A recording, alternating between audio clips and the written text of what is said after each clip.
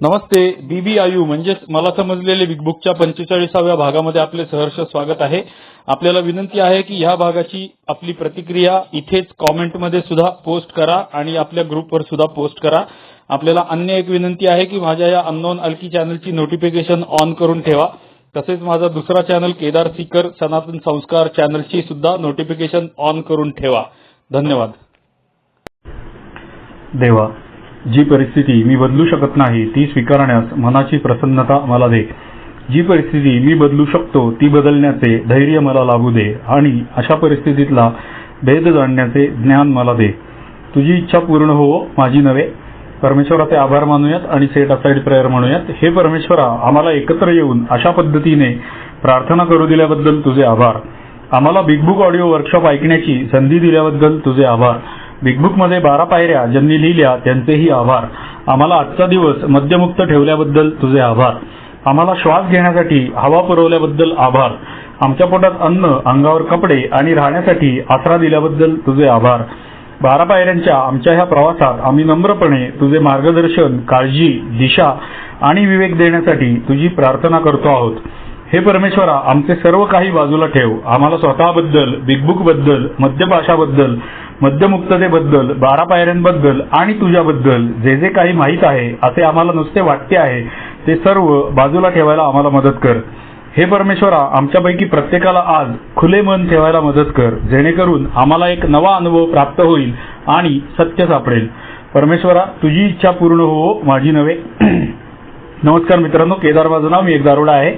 BBIU big book I understood म्हणजेच बिबू मला समजलेले बिग बुक या ऑडिओ वर्कशॉपच्या 45व्या भागामध्ये आपले सहर्ष स्वागत आहे.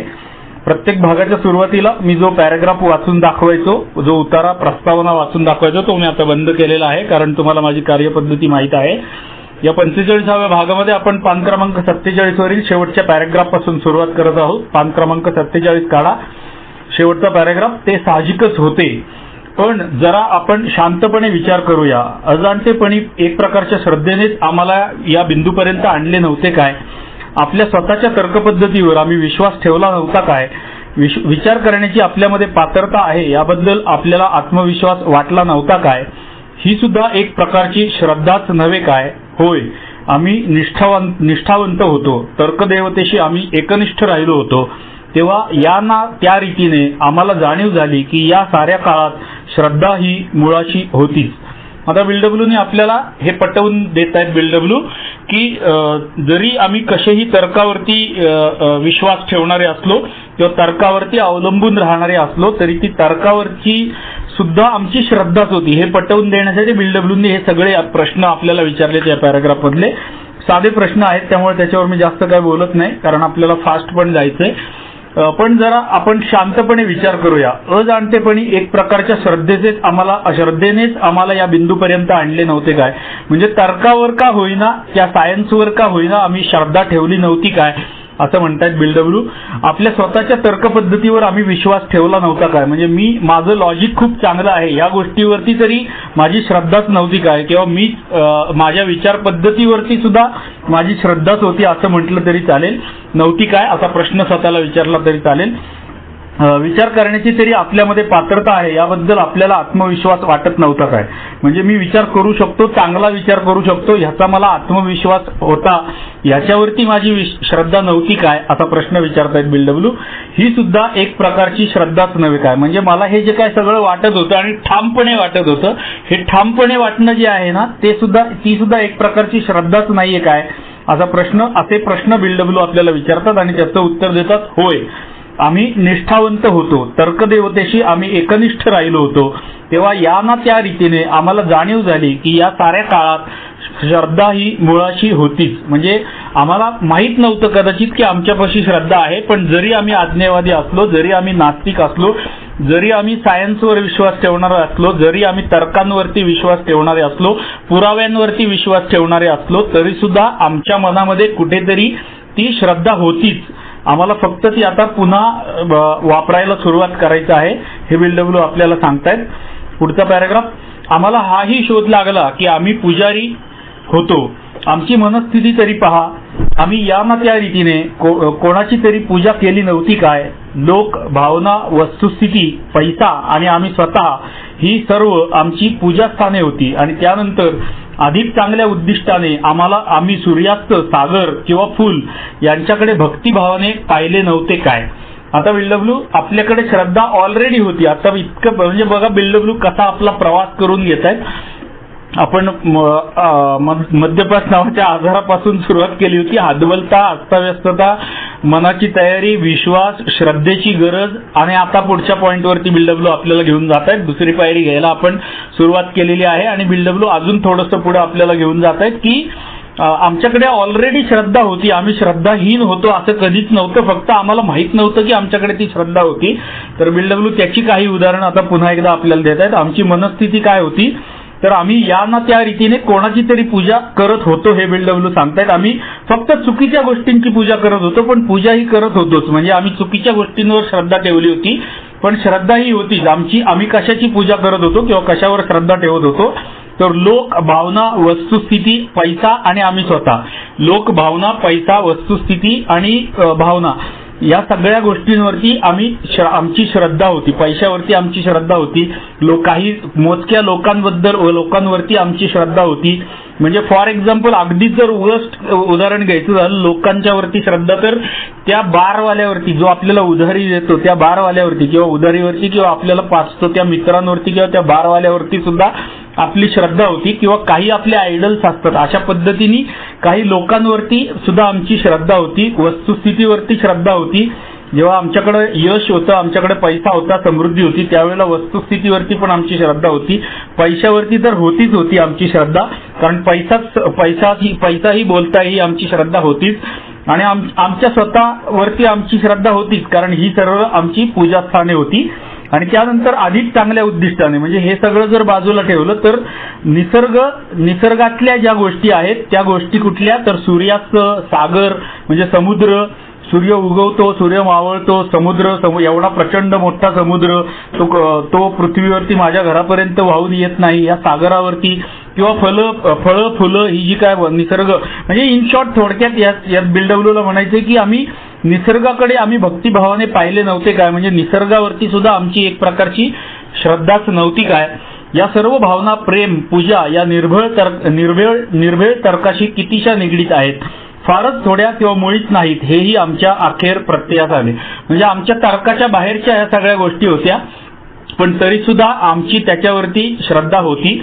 आमची जीवने ज्यातून घडवली गेली आहेत त्या धाग्यादोऱ्यांचीच या सर्व गोष्टी घटक नव्हेत काय. म्हणजे ह्या श्रद्धा आमच्या ह्या वेगवेगळ्या गोष्टींवरती असलेली श्रद्धा ह्या धाग्यादोऱ्यांनीच आमचं जीवन बनलेलं नाहीये काय असा प्रश्न बिल्डब्ल्यू विचारताय. अखेरीस या भावनांनीच आमच्या जीवनाचे स्वरूप ठरवले नाही काय. म्हणजे ही जी काय ह्या लोकांवरची, भावनांवरची, पैशावरची, स्वतःवरची ही जी काय आमची श्रद्धा होती किंवा निसर्गावरची श्रद्धा होती त्या श्रद्धेनेच आमचं जीवन ठरवलं नाही काय. भले ती चुकीच्या ठिकाणी पण असेल पण काही ना काही ती जी काय श्रद्धा होती त्या श्रद्धेनेच आमचं जीवन घडवलं. आम्हाला मध्यावरती सुद्धा श्रद्धा होती आणि त्या श्रद्धेने आमचं जीवन घडवलं. मग ते चांगलं घडवलं का वाईट घडवलं हा प्रश्न नाहीये पण आमच्याकडे श्रद्धा होती ऑलरेडी हे पटवून देण्याचा बिल्डब्ल्यू आपल्याला प्रयत्न करतायत. आमच्यामध्ये श्रद्धा, प्रेम किंवा पूजा याबद्दलची पात्रताच नाही असे म्हणणे अशक्य आहे. ह्या प्रकारच्या श्रद्धा ऑलरेडी आमच्याकडे होत्या आणि त्यामुळे आम्ही अश्रद्ध होतो किंवा आमच्याकडे श्रद्धा नव्हतीच किंवा श्रद्धा ठेवण्याची पात्रता आमच्यामध्ये नाही किंवा ह्याच्या पुढे आम्ही श्रद्धा ठेवू शकणार नाही, कधीच ठेवू शकणार नाही असं म्हणणं अशक्य आहे असं बिल्डब्ल्यू म्हणतात. पुढचं वाक्य हायलाईट केलेलं आहे माझ्या पुस्तकामध्ये. या ना त्या स्वरूपात आम्ही श्रद्धेवरच जगत होतो, दुसऱ्या कशावर नव्हे. म्हणजे काही ना काही स्वरूप काही असेल, कशावरही असेल पण आमच्याकडे श्रद्धाही होती आणि त्या श्रद्धेच्या आधारावरच आम्ही जीवन जगत होतो, दुसऱ्या कशावरती नाही. म्हणजेच बिल्डब्ल्यू आपल्याला सांगतायत की आमच्याकडे पूर्वीपासून श्रद्धा होतीच, ऑलरेडी आमच्याकडे श्रद्धा आहे. आम्हाला ती कुठेही शोधायला किंवा बनवायला जायचं नाहीये, आमच्याकडे ऑलरेडी श्रद्धा आहे. आता आम्हाला फक्त तिचा वापर करायला सुरुवात करायची. म्हणजे बिल्डब्ल्यू बघा त्यांच्या लिखाणाचा फ्लो लक्षात घ्या. हा फ्लो मद्यपास नावाच्या आजारापासून, हातबलतेपासून, अस्ताव्यस्ततेपासून, मनाची तयारी, विश्वास, श्रद्धेची गरज, श्रद्धेसाठी असलेली उदाहरणं आणि आता आपल्याला पुढच्या टप्प्यामध्ये दुसऱ्या पायरीच्या बिल्डब्ल्यू घेऊन जात आहेत. हळूहळू आपला तिसऱ्या पायरीकडचा प्रवास त्यांनी सुरू केलेला आहे आणि हा तिसऱ्या पायरीकडच्या प्रवासामध्ये बिल्डब्ल्यू आता आपल्याला सांगतायत की अरे बाळा, कुठल्याही गोष्टीवर तू असू दे, कुठल्याही प्रकारे असू दे, पण तुझ्याकडे श्रद्धा ही ऑलरेडी होतीच असं बिलडब्ल्यू आपल्याला सांगतायत. तिसऱ्या पायरीकडचा प्रवास आपला सुरू केला बिलडब्ल्यूनी हळूहळू. पुढचा पॅराग्राफ. श्रद्धेशिवाय जीवनाची कल्पना करून पहा. निर्भीड तर्काशिवाय काही राहिलेच नाही तर हे जीवन नव्हे. पण जीवनावर आमचा विश्वास आहे, अर्थात आहेच. सरळ रेषा हे दोन बिंदूमधील कमीत कमी अंतर होय, हे जसे तुम्ही सिद्ध करू शकता त्या पद्धतीने आम्ही जीवन सिद्ध करू शकलो नाही हे खरे आहे. पण तरीही ते अस्तित्वात राहिलेच. तरीही आपण असे म्हणू शकतो की ते सारे शून्यातून निर्माण झालेल्या अर्थहीन शून्यवत नियतीकडे घरंगळत जाणाऱ्या विद्युत कणांच्या संचयापलीकडे काही नाही. आपल्याला तसे म्हणता येणे शक्य नाही. विद्युत कणही त्या मानाने अधिक बुद्धिवान भासले, निदान रसायनशास्त्रज्ञांचे तसे म्हणणे आहे. म्हणजे आता ह्या पॅराग्राफमध्ये बिलडब्ल्यू सांगतायत की श्रद्धेशिवाय जीवनाची कल्पना जर तुम्ही करून पहा की निर्भीड तर्काशिवाय काही राहिलेच नाही तर ते जीवन नव्हे. या जीवनावर आमचा विश्वास आहे, अर्थात आहे. म्हणजे फक्त आम्ही श्रद्धेशिवाय जगू शकत नाही, या जीवनावरती आमचा विश्वास आहे, म्हणजेच आमचा श्रद्धेवरती विश्वास अर्थात आहेच. सरळ रेषा हे दोन बिंदूतील कमीत कमी अंतर हे जसे तुम्ही सिद्ध करू शकता त्या पद्धतीने आम्ही जीवन सिद्ध करू शकलो नाही हे खरे आहे. पण तरीही म्हणजे आम्ही प्रूव्ह नाही करू शकलो, पण तरी सुद्धा याचा अर्थ असा होत नाही की आमच्याकडे श्रद्धा नाही. म्हणजे जसं मी मागच्या वेळेला परमेश्वराबद्दल बोललो होतो की परमेश्वराबद्दल आम्हाला अज्ञान आहे, आम्हाला त्याच्याबद्दल माहिती नाहीये. म्हणजे याचा अर्थ असा होत नाही की परमेश्वर नाहीच जगामध्ये. त्याचा अर्थ फक्त एवढाच होतो की आम्हाला परमेश्वराबद्दल अज्ञान आहे. तसंच सेम आम्ही जसं दोन रेषा हे बिंदूंमधलं कमीत कमी अंतर आहे प्रूव्ह करू शकतो, असंच अशी श्रद्धा आम्ही प्रूव्ह करू शकत नसलो तरी सुद्धा, हार्ड अँड फास्ट प्रूव्ह करू शकत नसलो तरी सुद्धा याचा अर्थ असा होत नाही की श्रद्धा नाहीये, असा त्याचा अर्थ होत नाही. असा त्याचा अर्थ अजिबात पुढे बिलडब्ल्यू उदाहरण देतात की आपण असे म्हणू शकतो काय की ते सारे म्हणजे हे सारं जग शून्यातून निर्माण झालेलं आहे, अर्थहीन आहे, शून्यवत आहे, या जगाला काही अर्थ नाहीये. नियतीकडे घरंगळत जाणाऱ्या विद्युत कणांच्या संचयापलीकडे काही नाही. म्हणजे त्या लोखंडी रॉडचं जे उदाहरण दिलं होतं त्याच्यामधले जे विद्युत कण असतात ते जसे घरंगळत कुठेही जात असतात तशाप्रमाणे हे जग त्याच्या पलीकडे काही नाहीये असं आपल्याला म्हणता येणं शक्य आहे का? तर त्याचं उत्तर आहे की आपल्याला तसे म्हणता येणे शक्य नाही. विद्युत कणही त्या मानाने अधिक बुद्धिवान भासले. म्हणजे आपल्याला असं म्हणता येत नाही की विद्युत कण वेड्यासारखे कुठेही वाहत असतात, कारण विद्युत कण सुद्धा एका ठराविक कक्षेमध्ये, ठराविक लयीमध्ये आणि ठराविक मार्गाने धावत असतात एकमेकांच्या भोवती, किंवा ते कार्य त्यांचं चालू असतं. त्यामुळे ते आमच्यापेक्षा जास्त बुद्धिमान वाटले, आमच्या तर्कापेक्षा, आमच्या विचारापेक्षा ते जास्त बुद्धिमान वाटले, निदान रसायनशास्त्रज्ञांचे तरी तसे म्हणणे आहे.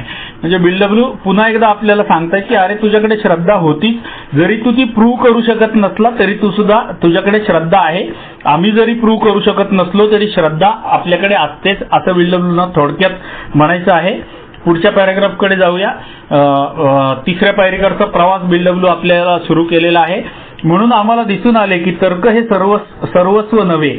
त्याचप्रमाणे आपण ज्या तर्कांचा उपयोग करतो तोही सर्वोत्कृष्ट मनातून परिणत झालेला असूनही सर्वस्वी विसंबून राहण्यासारखा नाही. माणूस उड्डाण करू शकणार नाही हे सिद्ध करणाऱ्या लोकांचे काय? म्हणजे आम्ही फक्त तर्कावरती, म्हणजे जे सिद्ध करता येऊ शकतं, जे प्रूव्ह करता येऊ शकतं, अशाच तर्कांवरती किंवा अशाच गोष्टींवरती आम्ही अवलंबून राहू शकत नाही. त्यांनी आपल्याला मागे सांगितलेलं की शास्त्रज्ञांचंही जे सुद्धा हे म्हणणं आहे की जे दृश्य पुरावे असतात, म्हणजे जे आपल्याला दिसतात, जे आपल्याला समोर घडताना दिसतात, ते सगळ्यात वीक किंवा सगळ्यात दुर्बळ असे पुरावे असतात, असं शास्त्रज्ञांचंही म्हणणं आहे. त्याची लिंक इथे आहे. ते म्हणतात की म्हणून आम्हाला असे दिसून आले की तर्क हे सर्वस्व नव्हे, तर्कावरती सगळं काही चालतं असं नाही. त्याचप्रमाणे आपण ज्या तर्कांचा उपयोग करतो तोही सर्वोत्कृष्ट मनातून परिणत झालेला असूनही सर्वस्वी विसंबून राहण्यासारखा नाही. म्हणजे तर्कावरच विसंबून राहता येणार नाही, कारण जर आम्ही तर्कावरती विसंबून राहिलो असतो तर त्या माणसांसारखं आमचं झालं असतं जे म्हणत होते, काही काळापूर्वी म्हणत होते की माणूस कधीही उड्डाण करू शकणार नाही. या तर्कावरती आधारित विधान जे लोक करत होते त्यांच्यासारखं आमचं होईल. म्हणून बिलडब्ल्यूनी प्रश्न विचारलाय, माणूस उड्डाण करू शकणार नाही हे सिद्ध करणाऱ्या लोकांचे काय? म्हणजे बिल्डब्ल्यू म्हणतात तर्क बिर्क तुमची अक्कल हुशारी जरा बाजूला ठेवा, तुमच्याकडे श्रद्धा आहे, हे मी जे सांगतो आहे याच्यावरती तुम्ही विश्वास ठेवा, श्रद्धा ठेवा आणि पुढचा प्रवास चालू करा. आता पुढच्या पॅराग्राफ मध्ये बिल्डब्ल्यू आपल्याला सांगतायत की आपण स्वतःलाच कसं फसवत होतो. म्हणजे आमच्याकडे श्रद्धा होती तरी सुद्धा आम्ही स्वतःला फसवत होतो. कसं फसवत होतो ते आपल्याला सांगतायत बिल्डब्ल्यू. तथापि आम्ही दुसऱ्या प्रकारचे उड्डाण पाहत होतो. या जगापासून अलिप्त असे आध्यात्मिक स्वातंत्र्य ज्यातून लोक आपल्या पुढील समस्यांच्या कक्षेपलीकडे गेले. ते म्हणाले परमेश्वराने या गोष्टी साध्य केल्या आणि आम्ही नुसते स्मित केले. आम्ही आध्यात्मिक मुक्तता पाहिली होती पण स्वतःला आम्ही हे सांगत होतो की हे खरे नव्हे. म्हणजे आम्हाला सगळं दिसत होतं, आम्ही दुसऱ्या प्रकारचं उड्डाण पाहत होतो, आम्ही दुसऱ्याच जगामध्ये होतो. या जगापासून अलिप्त असे आध्यात्मिक स्वातंत्र्य ज्यातून लोक आपल्या समस्यांच्या पलीकडे गेले ते म्हणत होते आम्हाला. म्हणजे काही लोक असे आम्हाला दिसत होते की जे श्रद्धेच्या आधाराने जीवनातल्या आध्यात्मिक स्वातंत्र्य त्यांना मिळालेलं आहे किंवा आध्यात्मिक जीवन ते जगतायत, चांगलं जीवन जगतायत हे आम्हाला दिसत होतं. त्यांनी आपल्या समस्या सोडवलेल्या आम्हाला आध्यात्मिकतेच्या आधारे आपल्या स्वतःच्या समस्या सोडवलेल्या आम्हाला दिसत होत्या. त्या गोष्टी परमेश्वरांनी त्यांच्यासाठी शक्य केल्या होत्या आणि आम्ही त्याला फक्त हसलो होतो, स्मितहास्य केलं होतं. आम्ही त्याच्यावरती विश्वास ठेवला नव्हता. उलट आम्ही काय करत होतो, आम्ही स्वतःला फसवत होतो. कसं ते शेवटच्या वाक्यामध्ये म्हणतात आम्ही आध्यात्मिक मुक्तता पाहिली होती पण आम्ही स्वतःला हे फसवत होतो की हे खरे नव्हे. म्हणजे आम्ही हे सगळं बघत होतो, आम्हाला अंतर्मनातून कुठेतरी ते पटतही होतं कारण आमच्या मनामध्ये सुद्धा श्रद्धा होती पण तरी सुद्धा आम्ही स्वतःला फसवत होतो की हे सगळं खरं नाहीये, मी सांगतोय तेच खरं आहे, तर्क माझं लॉजिकच खरं आहे, हे आम्ही स्वतःला फसवत होतो असं बिल्डब्ल्यू या पॅराग्राफमध्ये सांगतात. प्रत्यक्षपणे आम्ही स्वतःला मूर्ख बनवत होतो म्हणजे आम्ही स्वतःला फसवत होतो असं बिल्डब्ल्यू क्लिअर कट आपल्याला सांगतायत. पुढचं वाक्य एका प्रश्नाचं उत्तर आहे, परमेश्वराला मी कुठे शोधू तो मला कोठे सापडेल. म्हणजे आता श्रद्धेपर्यंत बिल्डब्ल्यूने आपल्याला आणलेलं आहे आणि आता उच्च शक्ती मला कुठे सापडेल किंवा परमेश्वर मला कुठे सापडेल हा प्रश्न आहे आणि त्याचं उत्तर बिल्डब्ल्यू एक्झॅक्टली आपल्याला सांगतात की कुठे सापडेल. कारण प्रत्येक स्त्री पुरुष आणि बालकाच्या मनोमनी परमेश्वराची मूलभूत कल्पना असते. संकटाने, ऐशारामाने, इतर गोष्टींच्या पूजेमुळे ती कल्पना झाकून जात असेल पण कोणत्या ना कोणत्या स्वरूपात ती अस्तित्वात असतेच. म्हणजे मी परमेश्वराला शोधायला बाहेरच्या जगामध्ये कुठेही जायची गरज नाहीये. बिल्डब्ल्यू म्हणतात प्रत्येक स्त्री पुरुष आणि बालकाच्या मनोमनी परमेश्वराची मूलभूत कल्पना असते. याचाच अर्थ असा होतो की माझ्या मनामध्ये सुद्धा श्रद्धा होतीच, माझ्या मनामध्ये सुद्धा किंवा माझ्या आतमध्ये सुद्धा परमेश्वराची संकल्पना होतीच. ती फक्त ती कशामुळे तरी झाकली गेली होती. कुठल्या गोष्टींमुळे तर आमच्यावर आलेल्या संकटांमुळे, ऐशारामाने म्हणजे आम्हाला जो संपत्ती मिळाली होती, ऐश्वर्य मिळालं होतं, उपभोगायला आम्हाला जे मिळालेलं होतं किंवा इतर गोष्टींची, दारूची सुद्धा आम्ही जी काही पूजा करत होतो त्यामुळे ती परमेश्वराची संकल्पना आमच्या मनात असलेली, ऑलरेडी असलेली ती संकल्पना किंवा ती श्रद्धा झाकळली गेली होती, झाकली गेली होती. पण कोणत्या, ह्याचा अर्थ असा होत नाही की आमच्याकडे श्रद्धा नाही किंवा आमच्या मनामध्ये परमेश्वर नाही असं नाहीये. पण ती फक्त ती फक्त झाकली गेली होती पण ती कोणत्या ना कोणत्या तरी स्वरूपात आमच्यामध्ये होतीच, असतेच आणि आमच्यामध्येही ती होतीच. कारण पुढचं वाक्य, कारण आपल्यापेक्षा श्रेष्ठ तर अशा शक्तीबद्दलची श्रद्धा आणि माणसाच्या जीवनात त्या शक्तीचा येणारा चमत्कार वजा प्रत्यय या गोष्टी माणसा इतक्याच प्राचीन आहेत. कारण आमच्यामध्येही ती होती, कारण आपल्यापेक्षा श्रेष्ठ तर अशी शक्तीबद्दलची श्रद्धा आणि माणसाच्या जीवनात त्या शक्तीचा येणारा चमत्कार वजा प्रत्यय या गोष्टी माणसा इतक्याच प्राचीन आहेत. म्हणजे जेव्हापासून आपल्याला माणसाचा जन्म झालेला ॲडम अँड ईव्ह पासून जे माहिती आहे तेव्हापासूनच्या त्या माणसाच्या इतिहासापासून तो माणसाचा इतिहास जेवढा जुना आहे तेवढीच श्रद्धा ही पण जुनी आहे. म्हणजेच आमच्यामध्ये बिल्डब्ल्यू पुन्हा एकदा आपल्याला तोच मुद्दा सांगतायत, शब्द वाक्य वेगळी वापरतायत की आमच्यामध्ये सुद्धा श्रद्धा आहे हेच सांगण्याचा बिल्डब्ल्यू प्रयत्न करतायत. आम्हाला कुठेही बाहेर शोधायला जायची गरज नाहीये, आमच्यामध्ये पहिल्यापासून ती श्रद्धा होती, आमच्या मनामध्ये पहिल्यापासून परमेश्वराची संकल्पना होती. कारण ती प्रत्येक स्त्री पुरुष आणि बालकाच्या मनोमनी असतेच असं बिल्डब्ल्यू क्लिअर कट आपल्याला सांगतायत. पुढचं वाक्य जे आहे ते आश्वासन आहे, पान क्रमांक 48 वरचं शेवटचं वाक्य. अखेरीस आम्ही पाहिले की कोणत्या तरी स्वरूपाच्या परमेश्वरावरील श्रद्धा हा आमच्या स्वभावाचाच एक भाग आहे. मित्राबद्दल आपल्याला जी भावना असते त्या तशाच प्रकारची ही भावना होय. हे आश्वासन आहे बिग बुक मधलं. अखेरीस आम्ही पाहिले की कोणत्या तरी स्वरूपाच्या परमेश्वरावरील श्रद्धा हा आमच्या स्वभावाचाच एक भाग आहे. आम्हाला ही श्रद्धा आमच्याकडे आहेच आणि मित्राबद्दल जी भावना असते तशाच प्रकारची ही आमची भावना होय. म्हणजे मित्राबद्दल आमच्या ज्या भावना असतात तशाच प्रकारची ही भावना आमची परमेश्वराबद्दलची सुद्धा असते असं बिलडब्ल्यू म्हणतात. पुढचं वाक्य जे आहे ते एका प्रश्नाचं उत्तर आहे. पुन्हा तोच प्रश्न, परमेश्वराला मी कुठे शोधू, तो मला कुठे सापडेल असा प्रश्न आहे आणि त्याचं उत्तर, आणि ते एक मस्ट सुद्धा आहे पुढचं वाक्य. काही वेळा आम्हाला निर्भयपणे त्याचा शोध घेणे भाग पडे, पण तो आमच्या मनात होताच आपण जितके सत्य आहोत तितकाच तोही आहे. आम्हाला निर्भयपणे त्याचा शोध घेणे भाग पडे, मस्ट आहे. हे बिग बुक मधलं भाग पडे म्हणजे मस्ट आहे. आम्हाला निर्भयपणे त्याचा शोध घेणे भाग पडे, पण तो आमच्या मनात होताच. आमच्या मनामध्ये परमेश्वर लहानपणापासून होता आणि जसा आम्ही जितके सत्य आहोत म्हणजे आम्ही आहोत हे तर सत्य आहे, हे तर दिसतंय आपल्याला किंवा आपल्याला माहिती आहे, त्याचप्रमाणे आमच्याकडे परमेश्वर होता हे सुद्धा तितकंच सत्य आहे असं बिलडब्ल्यू सांगतायत. त्यामुळे आम्हाला बाहेर परमेश्वर शोधायला जायची गरज नाही. त्याचं उत्तर आणि आश्वासन आहे पुढचं वाक्य. हे महान सत्य आमच्या अंतरंगातच आम्हाला आढळून आले. अखेरीस तेथेच त्याच्या अस्तित्वाची जाण आम्हाला होऊ शकते. आमच्या बाबतीत तेच घडले. म्हणजे बिलडब्ल्यू म्हणतात आमच्या अंतरंगातच परमेश्वर आम्हाला आढळून आला. हे महान सत्य आमच्या आतमध्येच आम्हाला आढळून आलं. त्यातलं हे महान सत्य, यामधले महान मधला म आणि सत्य मधला स कॅपिटल मध्ये असायला पाहिजे होता, कारण इंग्रजी पुस्तकामध्ये कॅपिटल मध्ये लिहिलंय, मराठी पुस्तकात बोल्ड मध्ये असायला पाहिजे होतं. मी तुम्हाला मागे सांगितलं होतं की परमेश्वर गॉड म्हणजे गॉड नावाच्या संबंधित परमेश्वरा संबंधित जेवढे काही शब्द बिग बुक मध्ये लिहिलेले आहेत ते सगळे शब्द त्यातला पहिलं लेटर हे कॅपिटल लिहिलेलं आहे. तसंच आता इथे ह्या पॅराग्राफ मध्ये वी फाउंड ते वाक्य जे आहे, we found the great reality deep down within us असं वाक्य आहे. त्यातली ग्रेट रियालिटी मधला ग्रेट मधला जी आणि रियालिटी मधला आर कॅपिटल दिला इंग्लिश पुस्तकामध्ये. वाक्याच्या मध्यभागी येऊन सुद्धा कॅपिटल दिलेला आहे. म्हणजेच महान मधला म आणि सत्य मधला स ह्या दोन गोष्टी बोल्ड मध्ये असायला पाहिजेत, कारण त्यांना महत्व आहे, कारण त्या परमेश्वराबद्दल लिहिलेल्या गोष्टी आहेत म्हणून इंग्लिश पुस्तकामध्ये त्या कॅपिटल केलेल्या आहेत. जसं अख्ख्या पुस्तकभर आहे तसंच इथे पण आहे. पण परमेश्वर हा डायरेक्ट किंवा गॉड हा शब्द डायरेक्ट नाही, पण परमेश्वरा संबंधित लिहिलेले शब्द आहेत म्हणून बिलडब्ल्यूनी ते कॅपिटल केलेले आहेत. त्यामुळे हे महान सत्य आमच्या अंतरंगातच आम्हाला आढळून आले. आमच्या आतमध्येच हे सत्य आम्हाला आढळून आलं. परमेश्वर किंवा श्रद्धा आमच्या आतच आम्हाला आढळून आली. ती आम्हाला बाहेर कुठेही शोधायला जायची गरज नाही. अखेरीस आमच्या अंतरंगातच त्याच्या अस्तित्वाची जाण आम्हाला होऊ शकते. आमच्या आतमध्येच परमेश्वराची जाण आम्हाला होऊ शकते आणि आमच्या बाबतीत तेच घडले. म्हणजेच बिलडब्ल्यू आपल्याला सांगतायत की आमच्या आतमध्येच परमेश्वर आहे, आम्हाला बाहेर कुठेही शोधायला जायची अजिबात गरज नाहीये.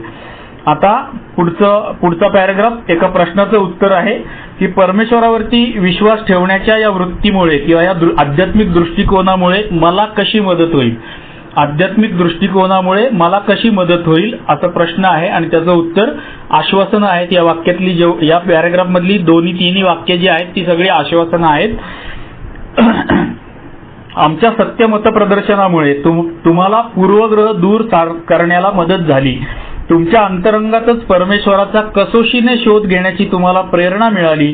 तर तुमच्याच इच्छेनुसार तुम्ही आम्हाला त्या राजमार्गावर भेटू शकता. हे त्यातलं पॅराग्राफ मधलं पहिलं आश्वासन आहे. बिलडब्ल्यू म्हणतात की आमच्या सत्य मतप्रदर्शनामुळे म्हणजे आम्ही परमेश्वराबद्दल जे काही सत्य तुमच्या समोर ठेवली आणि स्पष्टपणे मतं ठेवली त्यामुळे तुमचे परमेश्वराबद्दलचे पूर्वग्रह दूर सारायला तुम्हाला मदत झाली असेल आणि तुमच्या अंतरंगामध्येच म्हणजे तुमच्या आतमध्येच परमेश्वराचा कसोशीने शोध घेण्याची तुम्हाला प्रेरणा मिळाली असेल तर तुमच्याच इच्छेनुसार म्हणजे बिलडब्ल्यू पुन्हा एकदा सांगतात की तुमच्या आतमध्येच परमेश्वर आहे, तुम्हाला बाहेर कुठेही शोधायला जायची गरज नाही. तुमच्या आतला आवाज जो आहे तुम्हाला जो आपल्याकडे म्हटलं जातं ना की प्रत्येकाला एक आतला आवाज असतो आणि तो आतला आवाज म्हणजे परमेश्वर आहे. हे आपण अल्कोहोलिक्स अनोनिमस मध्ये कदाचित ऐकलेलं असेल. तो प्रत्येकाच्या आतमध्ये परमेश्वर आहे आपला आतला आवाज जो आहे तो त्या परमेश्वराचा आवाज आहे. या आतल्या आवाजाबद्दल विषय निघाला म्हणून मला आठवलं की तुम्हालाही, मला तर नेहमी आठवायचं किंवा मला नेहमी हा आतला आवाज यायचा. मी जेव्हा मद्य प्यायला घ्यायचो किंवा दारू प्यायला घ्यायचो त्यावेळेला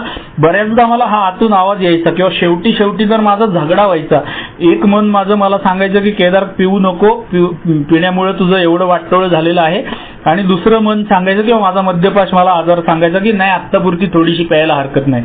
ते जे मला माझं एक मन जे सांगत होतं ना केदार आत्ता पिऊ नको, ते जे मला आतनं आवाज येत होता माझ्या आतनं, तो माझ्या आतला परमेश्वर मला सांगत होता. पण मी मद्यपाशाकडे आकृष्ट झालो, मी त्या परमेश्वराकडे दुर्लक्ष केलं होतं, माझ्या आतल्या परमेश्वराकडे मी दुर्लक्ष केलं होतं. कदाचित तुम्हाला सुद्धा हा आतला आवाज कधीतरी तुमचा पण अनुभव असेल आता माझ्यासारखा. बिल्डब्ल्यू काय म्हणतायत, तुमच्या अंतरंगातच परमेश्वराचा कसोशीने शोध घेण्याची तुम्हाला प्रेरणा मिळाली तर तुमच्याच इच्छेनुसार, म्हणजेच तुमची इच्छा असेल तर तुम्ही आम्हाला त्या राजमार्गावर भेटू शकता. आता या राजमार्गावरती हे जे शब्द आहे, हा जो शब्द आहे त्यातला रा बोल्ड मध्ये असायला पाहिजे. राजमार्गावरील मधील रा आणि रा आणि मा हे दोन शब्द त्यामधले बोल्ड असायला पाहिजे होते. राजमार्गावरील मधलं रा आणि मा बोल्ड मध्ये असायला पाहिजे होते, कारण इंग्रजीमध्ये ब्रॉड हायवे असा शब्द वापरलाय त्याच्या जागी, आणि ब्रॉड मधला बी कॅपिटल आहे आणि हायवे मधला एच कॅपिटल आहे. वास्तविक पाहता हे दोन शब्द वाक्याच्या शेवटी आलेत. हायवे नंतर पूर्णविराम आहे पुस्तकामध्ये, पण तरी सुद्धा बिल्डब्ल्यूंनी ब्रॉड मधला बी कॅपिटल केलेला आहे आणि हायवे मधला एच कॅपिटल केलेला आहे. म्हणजे या शब्दांना महत्व आहे. परमेश्वराच्या बद्दल बोलणारे हे शब्द आहेत म्हणून बिल्डब्ल्यूंनी कदाचित ते कॅपिटल केलेले असतील. राजमार्गावरती रा मधला रा आणि मार्गामधला मा हे दोन बोल्ड मध्ये असायला पाहिजे होते. तुम्ही आम्हाला त्या राजमार्गावर म्हणजे परमेश्वराच्या मार्गावरती आम्ही तुम्हाला किंवा तुम्ही आम्हाला भेटू शकता. हा दृष्टिकोन तुम्ही ठेवला. आश्वासन, पुढचं आश्वासन, हा दृष्टिकोन, आमच्यासारखा दृष्टिकोन परमेश्वराबद्दलचा जर तुम्ही ठेवला तर तुम्हाला अपयश येणार नाही. बिल्डब्ल्यू क्लिअर कट आपल्याला आश्वासन देत आहेत. जर तुम्ही आम्ही सांगतोय त्या मार्गावरती चालायला सुरुवात केली, जर तुम्ही दुसरी पायरी घेतलेली आहे आणि तिसऱ्या पायरीकडे तुम्ही निघालेला आहात, जर तिसरी पायरी घेण्याची तुमची तयारी असेल तर तुम्ही त्या राजमार्गावरती तर आम्हाला भेटात, हे एक आश्वासन. आणि दुसरी गोष्ट, तुम्हाला अपयश येणार नाही, हे खूप मोठं आश्वासन बिल्डब्ल्यू आपल्याला देत आहेत. श्रद्धेबद्दलची जाणीव तुम्हाला झाल्याशिवाय राहणार नाही, हे अजून एक आश्वासन की तुम्ही जर ही तिसरी पायरी घ्यायला सुरुवात केली तर तुम्हाला श्रद्धेबद्दलची जाणीव झाल्याशिवाय राहणार नाही. म्हणजेच मी मागे जसं सांगितलं होतं तुम्हाला, मनाची तयारी, त्यानंतर थोडीशी कृती केली की त्याची फळं मिळाल्यानंतर विश्वास बसल्यानंतर अजून जास्त कृती केल्यावर त्याची फळं, आणि त्याची फळं मिळाल्यानंतर श्रद्धेमध्ये रूपांतर. म्हणजे मनाची तयारी, विश्वास आणि श्रद्धा हा प्रवास आपला होईल याची गॅरंटी बिल्डब्ल्यू आपल्याला या दोन वाक्यांमध्ये देत आहेत. तुम्हाला अपयश येणार नाही आणि श्रद्धेबद्दलची जाणीव तुम्हाला झाल्याशिवाय राहणार नाही, गॅरंटी बिल्डब्ल्यू आपल्याला देत आहेत. अर्थात त्यांनी जसा सांगितला आहे तसाच कार्यक्रम मी फॉलो केला तर, अर्धवट घेतला कार्यक्रम तर बिल्डब्ल्यूनी क्लिअर कट आपल्याला पुढच्या प्रकरणात ते सांगणार आहेत की अर्धवट उपाययोजनांचा आम्हाला काही उपयोग झाला नाही, हे बिल्डब्ल्यू आपल्याला पुढच्या प्रकरणात सांगणार आहेत. म्हणजे याचा अर्थ काय होतो की बिग बुक जसं मला घ्यायला सांगताय कार्यक्रम तसाच्या तसा मी घेतला तर ही बिग बुक मध्ये दिलेली आश्वासनं, जी काय प्रत्येक पायरीला दिलेली आश्वासनं आहेत, ती सगळी आश्वासनं माझ्या आयुष्यात सुद्धा खरी होणार आहेत. आणि बिल्डब्ल्यू इथे त्याची गॅरंटी देत आहेत आपल्याला, किंवा क्लिअर कट सांगतायत की तुम्हाला अपयश येणार नाही आणि तुम्हाला श्रद्धा मिळाल्याशिवाय राहणार नाही. पुढचा पॅराग्राफ.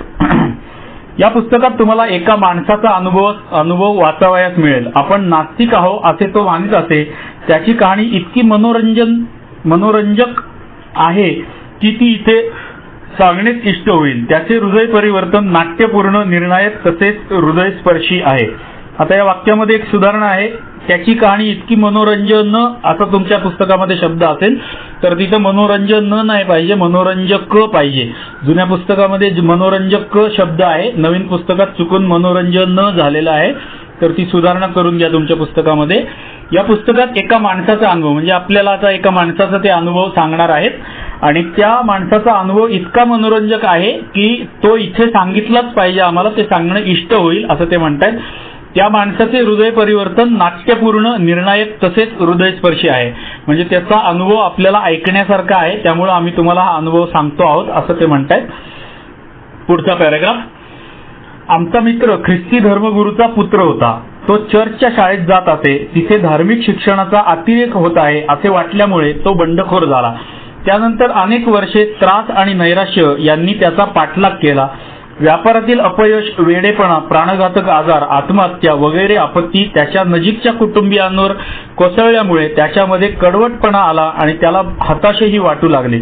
युद्धोत्तर निराशावाद, गंभीर होत जाणारी मद्यासक्ती, संभाव्य मानसिक आणि शारीरिक अधःपात यांनी त्याला आत्मनाशाच्या बिंदूपर्यंत पोहोचवले.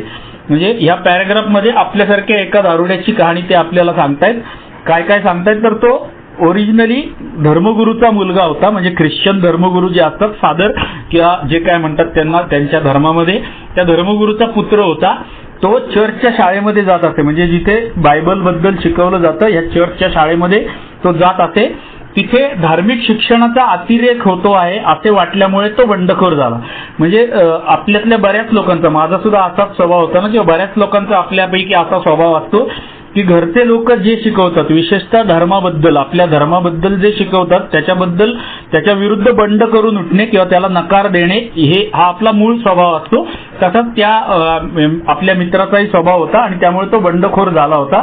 त्याला वाटलं की हा धर्माचा अतिरेक होतो आहे. त्यानंतर काय झालं, त्यांनी धर्मापासून स्वतःची फारकत करून घेतली आणि त्यानंतर काय झालं, जे एका दारुड्याच्या आयुष्यात होतं ते सगळं झालं. अनेक वर्षे त्रास, नैराश्य त्याला आलं. त्यांनी त्याचा पाठलाग केला. व्यापारात त्याला अपयश आलं. वेडेपणा, प्राणघातक आजार आणि आत्महत्या वगैरे आपत्ती त्याच्या नजीकच्या कुटुंबियांवर आल्या. म्हणजे त्याच्या घरच्या लोकांवरती वेडेपणा, व्यापारातील अपयश, प्राणघातक आजार, आत्महत्या ही सगळी संकट त्याच्यावरती आली.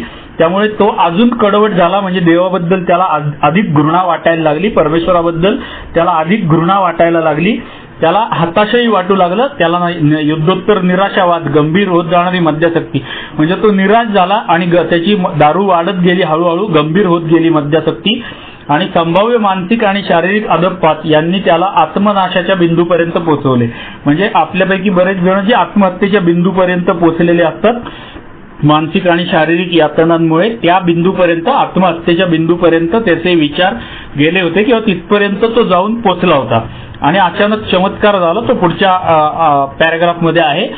एका रात्री हॉस्पिटलमध्ये वेदना सहन करीत असताना एक मद्यासक्त व्यक्ती त्याच्या भेटीला आली.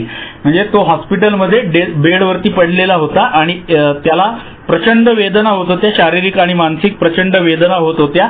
आणि त्याच वेळेला एक एचा मेंबर त्याला भेटायला आला. एक मद्यासक्त व्यक्ती म्हणजे ए मेंबर त्याला भेटायला आला. आध्यात्मिक अनुभवाची त्या मद्यपीला प्रचिती आलेली होती. म्हणजे तो जो कोणी ए मेंबर त्याला मेसेज द्यायला आलेला होता त्याला आध्यात्मिक अनुभवाची प्रचिती आलेली होती. त्याला स्वतःला प्रचिती आलेली होती. ईश्वर जर खरोखरच असेल तर त्याने माझ्यासाठी काहीही केले नाही असे तो कडवटपणे ओरडून म्हणाला. तेव्हा संतापाने त्याचा गळा भरून आला. पण कालांतराने एकाकी असा तो खोलीत बसलेला असताना त्याने स्वतःलाच प्रश्न केला, माझ्या माहितीचे सारेच धार्मिक लोक चुकीचे असणे शक्य आहे काय? म्हणजे त्या माणसाची त्याची भेट झाली आणि ईश्वराबद्दल जेव्हा त्याच्या मनामध्ये विचार आला तेव्हा तो ओरडून म्हणाला की ईश्वर जर खरोखरच असेल तर त्याने माझ्यासाठी काहीही केलेलं नाही.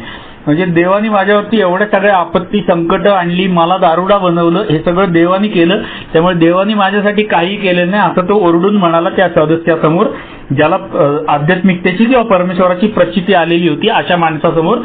तेव्हा संतापाने त्याचा गळा भरून आला. पण कालांतराने तो एकटा, म्हणजे तो माणूस निघून गेल्यानंतर एकटा असा खोलीत बसलेला असताना त्याने स्वतःलाच प्रश्न केला, या आपल्या मित्रांनी स्वतःलाच प्रश्न केला की माझ्या माहितीचे सारेच धार्मिक लोक चुकीचे असणे शक्य आहे काय?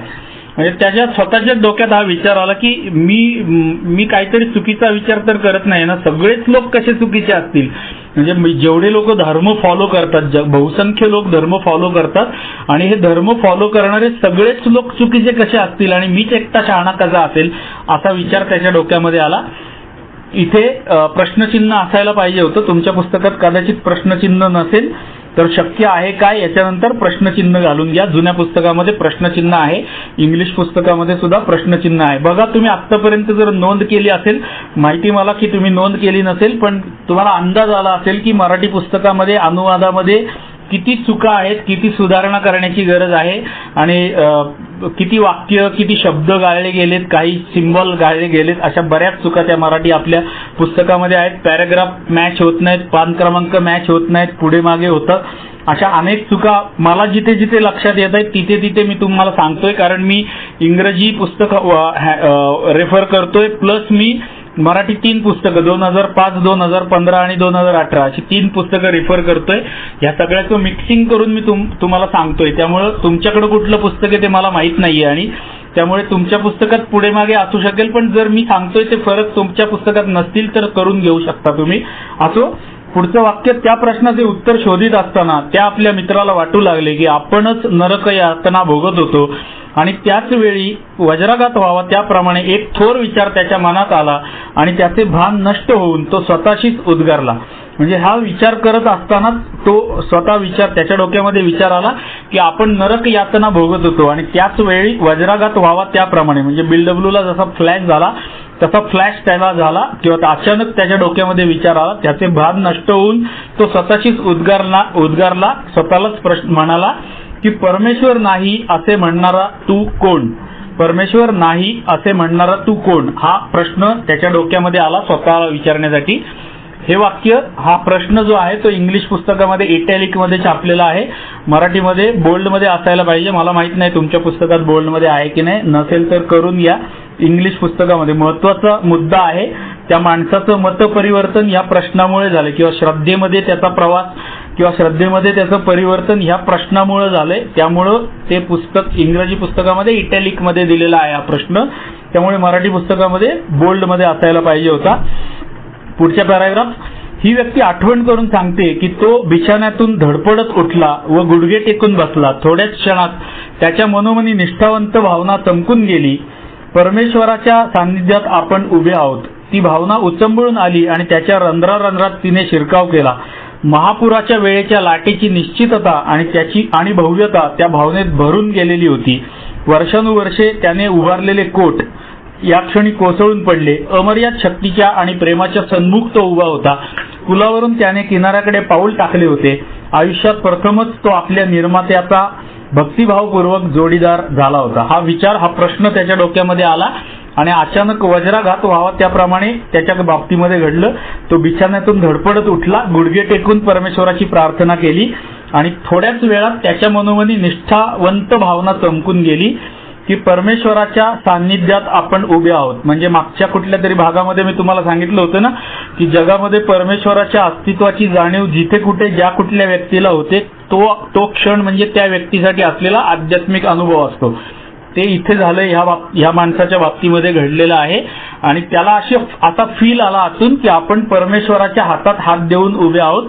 परमेश्वर मधला प कॅपिटल, जिथे जिथे परमेश्वर, देव, गॉड, उच्च शक्ती किंवा परमेश्वराशी संबंधित शब्द येतील त्या सगळीकडे पहिलं अक्षर बोल्ड असायला पाहिजे होतं. मराठी पुस्तकात नाहीये, पण इंग्लिश पुस्तकामध्ये प्रत्येक ठिकाणी जी, गॉड मधला जी कॅपिटल किंवा हायर पॉवर मधला एच आणि पी कॅपिटल आहेत. त्यामुळे तुम्हाला जर वाटत असेल तर करून घेऊ शकता, तुमच्या पुस्तकामध्ये बोल्ड करू शकता. त्याला हा फील आला की आपण परमेश्वराच्या सान्निध्यात उभे आहोत. ती भावना उचंबळून आली, ती एवढी तीव्र होती की त्याच्या रंध्रारंध्रात तिने शिरकाव केला. म्हणजे अचानक त्याच्यामध्ये श्रद्धेने प्रवेश केला, परमेश्वराने त्याच्यामध्ये प्रवेश केला किंवा त्याला जाणीव झाली माझ्यामध्ये आतमध्ये परमेश्वर असल्याची. महापुराच्या वेळी लाटेची निश्चितता आणि भव्यता त्या भावनेत तरंगळून भरून गेलेली होती. वर्षानुवर्षे त्याने उभारलेले कोट म्हणजे अडथळे, परमेश्वरामधले आणि त्याच्यामधले जे वर्षानुवर्ष त्यांनी जे अडथळे निर्माण करून ठेवलेले होते, गैरसमज तयार करून ठेवले होते, ते सगळे या क्षणी कोसळून पडले. अमर्याद शक्तीच्या आणि प्रेमाच्या सन्मुख तो उभा होता. आता हे अमर्याद शक्तीच्या मधल्या अ कॅपिटल पाहिजे, बोल्ड पाहिजे आणि शक्तीमधला श बोल्ड पाहिजे, कारण इंग्लिशमध्ये इन्फिनिटी पॉवर असा शब्द वापरला, इन्फिनाइट पॉवर असा शब्द वापरलाय आणि इन्फिनाइट मधला आय कॅपिटल आहे आणि पॉवर मधला पी कॅपिटल आहे. त्यामुळे इथे अमर्याद मधला अ बोल्ड असायला पाहिजे होता, शक्ती मधला श बोल्ड असायला पाहिजे होता आणि प्रेमाच्या, हे परमेश्वराला उद्देशून लिहिलेले शब्द आहेत म्हणून कॅपिटल आहेत, म्हणून बोल्ड पाहिजे होते. आणि प्रेमाच्या तो सन्मुख उभा होता. पुलावरून त्याने किनाऱ्यावर पाऊल टाकले होते, म्हणजे तो श्रद्धेच्या किनाऱ्यावरती पोहोचलेला होता. आयुष्यात प्रथमच तो आपल्या निर्मात्याचा भक्तिभावपूर्वक जोडीदार झाला होता. म्हणजे आयुष्यात त्यांनी पहिल्यांदाच आपलं बोट परमेश्वराच्या हातामध्ये धरायला दिलं होतं असा अनुभव आपल्याला BLWनी सांगितला. पुढचा पॅराग्राफ. अशा प्रकारे आमच्या मित्राच्या जीवनाचा पायाभरणीचा दगड योग्य ठिकाणी बसवला गेला. म्हणजे पहिली, दुसरी पायरी, तिसरी पायरी ही आपल्या जीवनाच्या आध्यात्मिक जीवनाचा पाया आहे. तर तो त्या दिवशी त्याच्या जीवनाचा आध्यात्मिक जीवनाचा जो पायाभरणीचा दगड होता, म्हणजेच त्याची पहिली आणि दुसरी पायरी, पहिली नाही म्हणता येणार, दुसरी पायरी किंवा पहिली आणि दुसरी असंही म्हणू शकतो आपण, ती पक्की झाली त्या दिवशी. तो दगड, पायाभरणीचा दगड योग्य ठिकाणी बसवला गेला.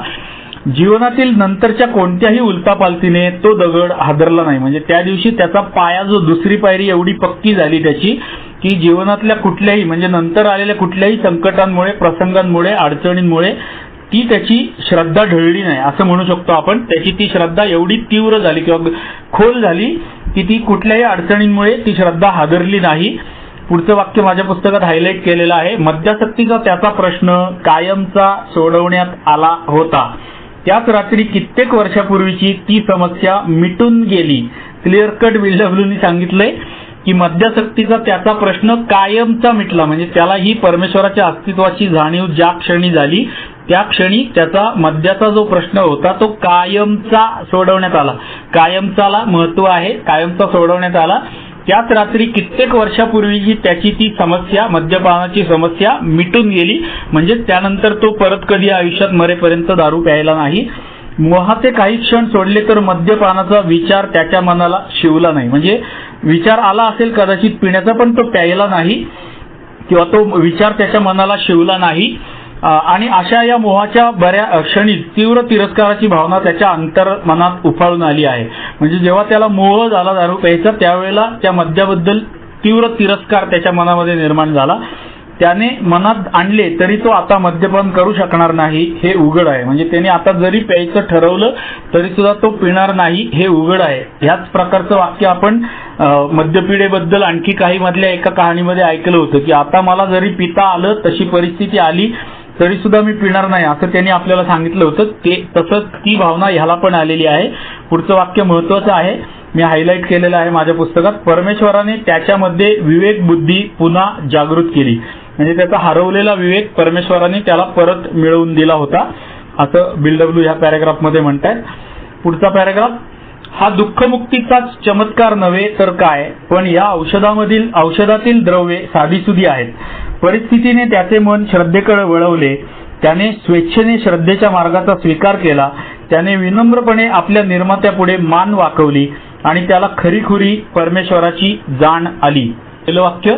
हा दुःखमुक्तीचा चमत्कारच नव्हे तर काय आहे. म्हणजे त्याचं जे मद्यपाश आणि आयुष्यातली इतर जी दुःख होती, त्या दुःखापासून मिळालेल्या मुक्ती जी त्याला मिळाली, हा चमत्कारच नव्हे तर काय, म्हणजेच हा चमत्कार आहे.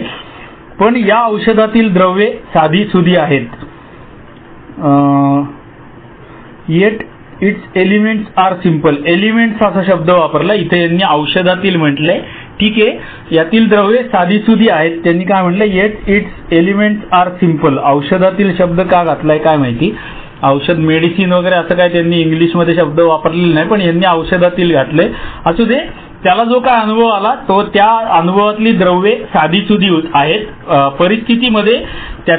परिस्थितीने त्याचे मन श्रद्धेकडे वळवले. म्हणजे त्याच्यावरती परिस्थितीच अशी आलेली होती की त्याला श्रद्धेकडे वळणं भागच होतं. म्हणजे आमच्यावरती पण अशीच परिस्थिती आलेली होती किंवा आलेली आहे, म्हणून आम्हाला पण श्रद्धेकडे वळणं जसं भाग आहे तसंच त्यालाही भाग होतं.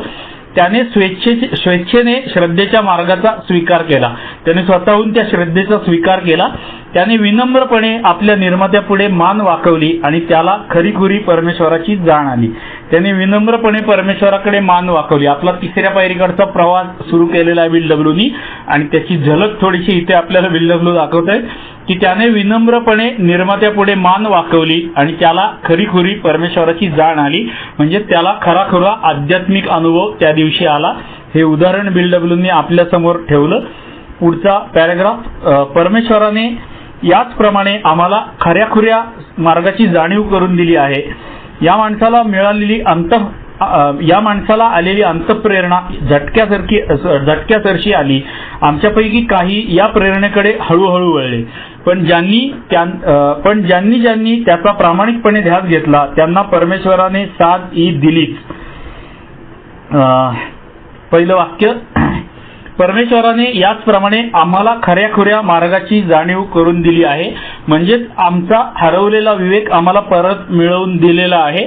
आम्हाला परत योग्य मार्गावरती परमेश्वराने आणलेला आहे आणि खऱ्याखुऱ्या मार्गाची जाणीव, आम्हाला खराखुरा मार्ग सापडलेला आहे.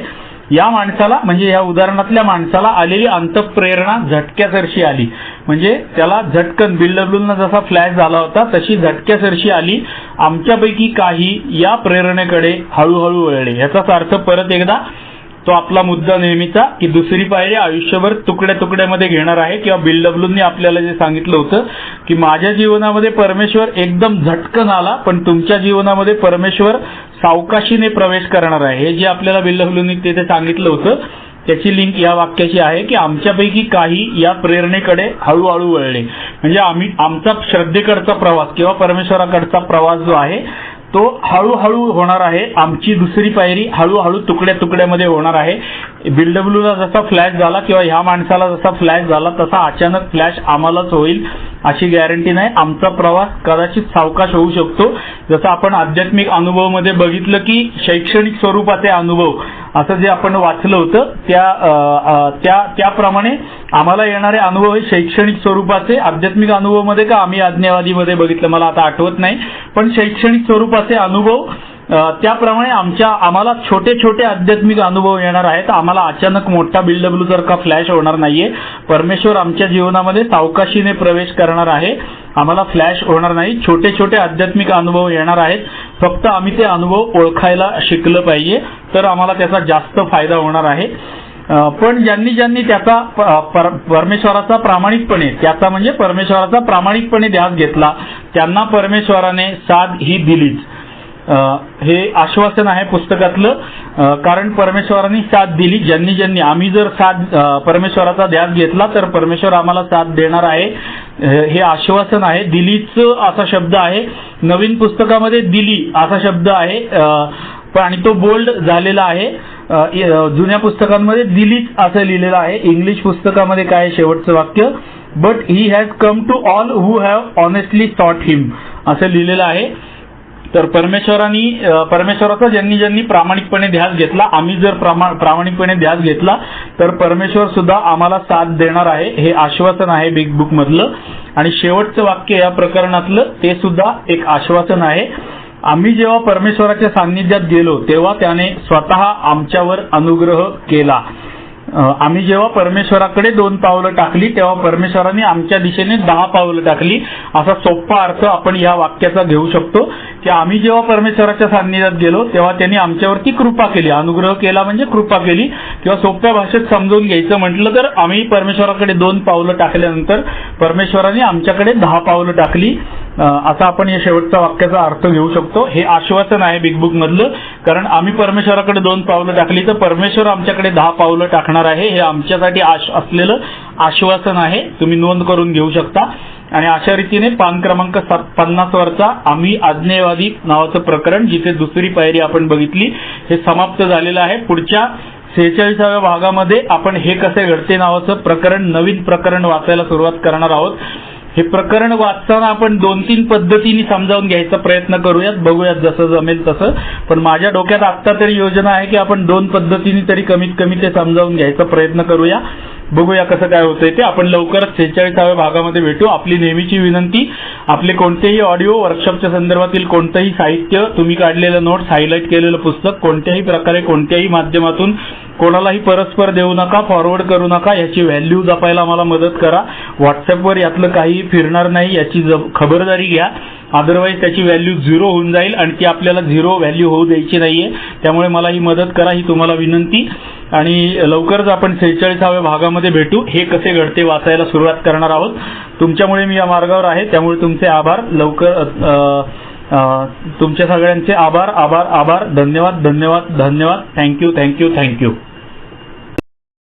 आपल्याला पुन्हा एकदा विनंती आहे की आपली ह्या भागाची प्रतिक्रिया ह्याच व्हिडिओच्या कॉमेंटमध्ये सुद्धा पोस्ट करा आणि आपल्या ग्रुपवर सुद्धा पोस्ट करा.